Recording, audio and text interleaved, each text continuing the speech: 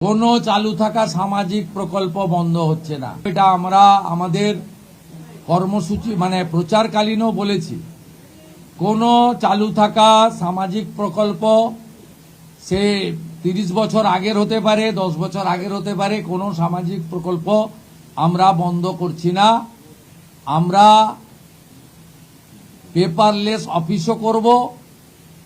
আমরা সমস্ত পোর্টালগুলোকে আপডেটও করব এবং সমস্ত বেনিফিশিয়ারি ডিবিটির মাধ্যমে, যেটা নরেন্দ্র মোদীজির নেতৃত্বে দেশের সরকার করেছে, ডাইরেক্ট বেনিফিট ট্রান্সফারের মাধ্যমে হবে এবং সবটাই স্বচ্ছতার সঙ্গে হবে।